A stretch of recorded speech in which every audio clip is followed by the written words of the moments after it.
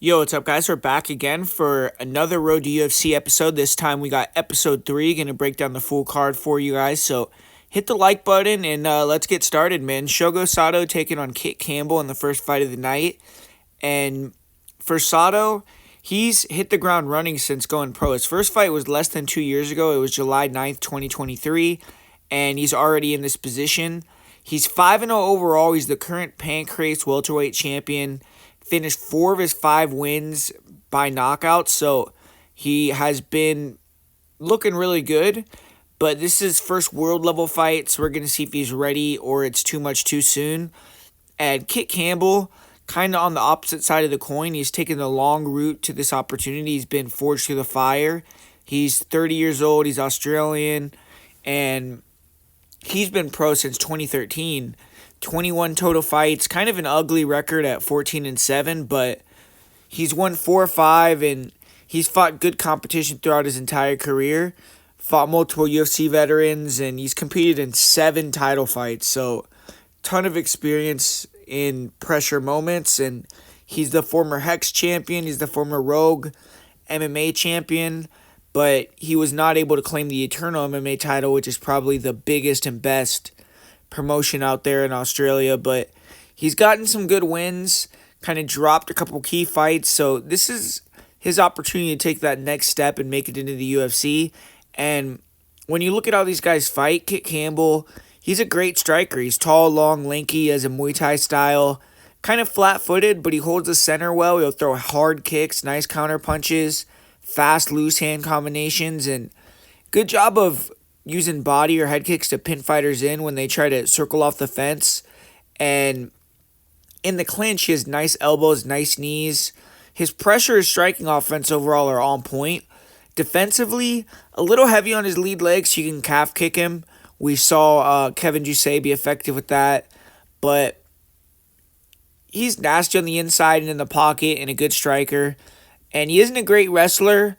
He can mix it up, but he has fights where you'll see him get controlled against the fence, and he's not the most, what's the word I'm trying to use? Like, he won't dig underhooks. He won't get his back off the cage urgently enough for me. I feel like he can kind of get complacent there, but his takedown defense seems somewhat serviceable.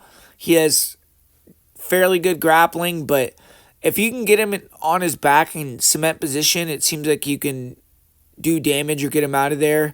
Kevin Jusay was able to take Campbell out with ground and pound in May of 2023, which is Campbell's last loss. But Campbell has some decent takedowns of his own. He was able to out-grapple a couple guys recently, so it's not like he's a zero on the ground. And then for Sato, I couldn't really find any of his fights online, unfortunately, so I don't have much to say about him. I saw a clip where he got a pretty sweet knockout with the head kick to ground and pound stoppage.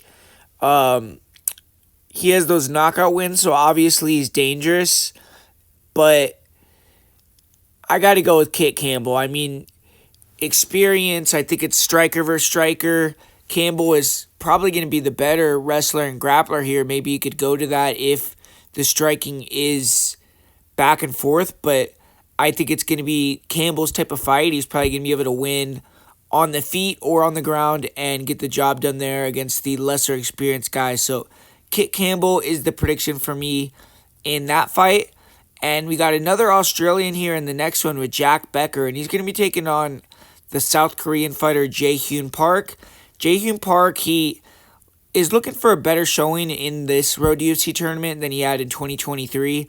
He was one and done in 23, lost his only Road to UFC fight via decision, and he hasn't been that active since then. He's fought twice. He's 1-1 in those 2 fights, but he did win his last fight and is 23 years old, so he should be getting better.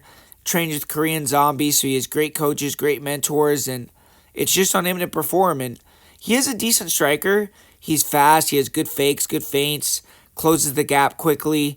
He likes to pressure, use 3-2s, 2-3s. He'll counter with the lead hooks. He'll shoot jabs, leg kicks out there. Overall, he's not a powerful striker really, but he can land volume, stay busy, and then mix in takedowns. He has been caught with some straight punches in the past. He tries to stand his ground and counter with the check hook, but sometimes you can land when he's doing that. And he has been stopped with strikes in 2 of his 3 losses, but decent head movement.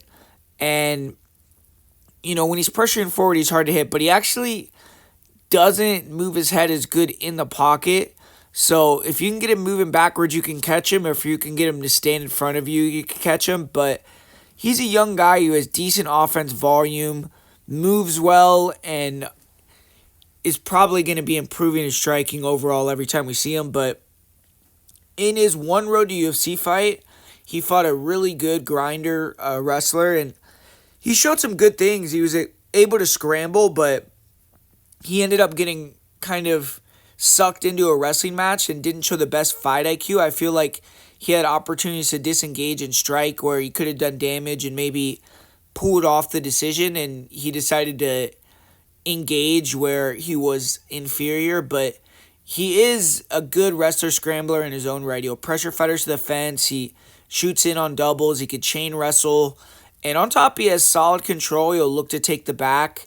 He has most of his finishes on the ground. And his condition is on point. He's 2-1 in decisions, so he doesn't have a lot of experience in longer fights, but he's won the majority of the times that he's gone to the scorecards.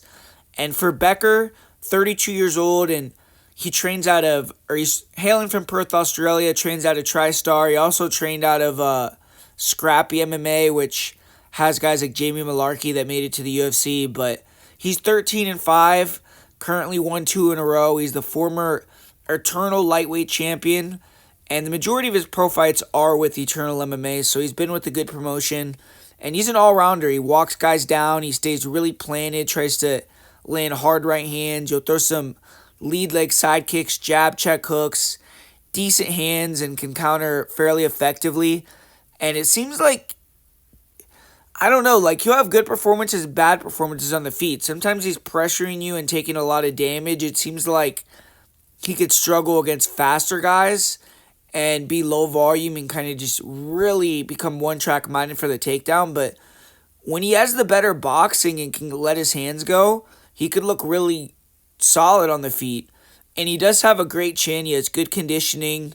And I feel like the striking in this one will be back and forth and competitive. So Becker will be able to have moments on the feet. But for Becker, he wants to either get guys to come to him or get you to respect his power so you back up and then he can get the wrestling going, and he wants to grapple. The majority of his wins are submissions. He is a physical guy who's good in scrambles. He has nice clinch takedowns, good back attacks. He is hard to shake off when he gets your back too.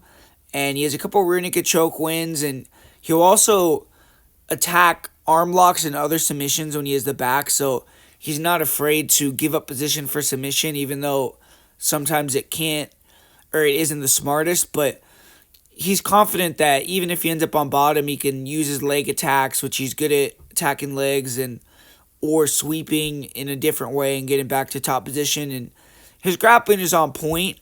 I haven't really seen him fight a guy who's trying to take him down and control him, so Park could maybe smother him if he's good enough, but Becker has experience, good conditioning, well-rounded skills, and this is kind of make or break for him with his age and already having 5 losses. But I feel Becker is a little bit better and more dangerous on the feet, probably is the better grappling, and if he makes it a striking fight, it's going to be competitive because Park is fast, feints well, and probably is going to be throwing more. But I think that Becker can land the heavier punches and even rock or knock Park out. And I think he has the grappling skills to counter the wrestling that Park is going to bring. And unless he gets smothered or just can't compete with the speed, I think he can win a decision here. So I'm leaning towards Jack Becker in that fight. And next fight that we got on the card, we got Sim Kiao Xiong taking on Kuya. And this fight, I wasn't super impressed with Ito. He has a good resume. Like, he has fought for the Eternal MMA belt. He won the belt in that promotion. He's won belts in Japanese promotions recently. And obviously has a decent record with 17 wins, 8 losses at 28 years old. That's a lot of experience. Trains out of a pretty good gym, but seems like he's more of an opportunistic finisher. He stands very flat-footed. He's looking to land heavy shots, and if he doesn't land, guys are able to touch him up with faster strikes, take him down, and it seems like he's getting a little bit better with his grappling. His last fight, he was able to use a guillotine a few times to reverse position and get himself where he wanted to go, and then round 3 he got the finish, but I wasn't super impressed with his wrestling defense, and I feel like if you can mix it up on him, he can get really stagnant and not really know what to do. And when you look at Sim Xiong, he mixes it up pretty well. I mean, he moves well on the outside. He could dart in and take you down, and I feel like he has the more well-rounded skills. I think he's going to try to feint pressure Ito, who's going to be willing to back up and stand kind of flat-footed, ready to try to pull Xiong into something heavy, and then use his striking and speed to mix in takedowns, eventually land on the feet, and just make it an MMA fight. It just needs to avoid the opportunistic finishing ability of Ito. And the other thing is, you look at him, Singapore against Japan, you'd think that Japan probably gets the edge there in terms of just where their level is in MMA regionally.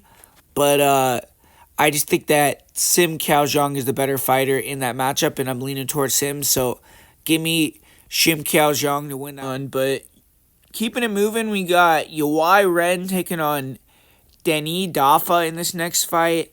And interesting matchup here with Yawei Ren, 27 years old, Chinese fighter. He's 8-3, 4-fight winning streak for him, and he's coming off a knockout win in January, so already has a fight this year. And Daffa, 25 years old, he's a fighter coming out of Indonesia, 6-1, and kind of a hellraiser. He's actually finished all his wins in the first round. His one loss was a 4th-round submission loss to a fighter who fought on Road UFC previously and was not able to win. But Daffa, looking at him, dangerous fighter with a lot of potential, but extremely raw. He's super long and lanky on the feet. He moves fairly well. He'll throw some nice straight punches, a ton of knees. He's physically strong for the weight and wild. I mean, he's throwing strikes that if he lands, he's going to hurt you, and that's why he has a lot of these early finishes. But his grappling is super raw. He does have some long man submissions, but wrestling is not good, and he has good conditioning, and he'll go for it. So obviously that's led to him getting a lot of quick wins, but I couldn't find many fights of Ren. Seems like he has some decent straight punches, pretty good speed. He can mix it up, and I think he could wrestle here and probably win. But I've seen him have some issues with kickers, and he really isn't great from what I saw in the small bits that I was able to find. So I do think his experience will be able to get him the victory with the wrestling, and maybe he can get into a dominant position and finish off on the ground in the second or third. So that's going to be my prediction for that matchup. But finally, we got the main event for episode 3, and this is a banger, man. We got Sulangrangbo, who is a young 19-year-old Chinese phenom. He's on a 7-fight winning streak. He went pro at 16 years old in 2021, and he lost his first 2 fights, 3 of his first 4 actually, but he hasn't lost since. And most of his opponents, if not arguably all of them, haven't been very good, but he's gaining cage time, he's gaining confidence, and in this fight he's taking on another relatively young fighter, but it's a stiff challenge. As Danesoe has already fought on Road UFC, is a better resume, and for Peter Danesoe, he's looking to become the first military fighter in the UFC, 24 years old. Usually he's the young guy. He fought on the Road UFC in 2023, and he won 1 fight with a nasty flying knee, and then he lost another one. But in this one, he's going to be significantly older than his opponent, and he's at a similar career path, though. He went pro at 18. He lost his first 2 fights as well, started off 0-2, and since then he's gotten 8-1. The one loss being to a UFC veteran on Road to UFC. And his style is fun. He's only been in a decision once, and his last 5 fights have ended in the first round. So he's dangerous. And Sulangrangbo, he's yet another Embo Fight Club fighter and has that typical Embo Fight Club style too. He's a slick, long-range southpaw striker, kind of in the ilk of Sumidarji. Stands very upright so he can move in and out of range. He could kick well. He would throw fast, straight punches, good distance control, pull counters. And he'll throw some really crazy kicks at times, like lead leg, question mark kicks, and just out of nowhere, too. So his kicking game is good, but he's not like the most active kicker in a lot of fights. But he keeps it pretty basic, has great composure, fights smart. And I think calf kicks are a way to potentially attack Sulangrangbo in this fight. He's hard to hit to the head because he's bouncing in and out. He's fast. He's sharp with the counters. But if you work his legs over a bit, get him more stationary, then I think you could potentially start to land on him. And I haven't really seen too much grappling from him, but seems like he has good takedown defense, fast reactions to shots. With Danesoe, this guy's a really good striker. Nice straight punches, big power for the weight, hard leg kicks, nice knees, brings the pressure, but he's good at setting his strikes up, good footwork. He is very durable, brings that Thai toughness. I feel like he is a really good striker, and if this is going to be a standout fight, I just think Danesoe is going to be a better striker than most guys in the division. But he doesn't use his wrestling, but he will jump on the back after dropping fighters, and he's good at quickly hitting chokes and things like that. He has quite a few rear naked choke wins, but he did get choked out in his one fight versus Tumen Dembarol and been submitted in 2 versus 3 losses. So I think he's going to struggle more versus grapplers. But I just think that Danesoe's the real deal on the feet. I think his leg kicks, his power are going to give the young guy problems. And I think he's going to be able to potentially find that knockout here, second, third round, or first. I mean, I just think he's live for the KO. And I just think he's the better striker. And 2 strikers, so give me Peter in the main event. So there you have it, guys. Thanks for watching. Like I said at the start of the video, hit the like button. Go to Patreon. I got a couple bets up right now. I'm going to be adding some LFA breakdowns, so you aren't going to be able to see those on the channel. You can only see those on Patreon. So go check those out, and appreciate you guys. Peace out. See you later.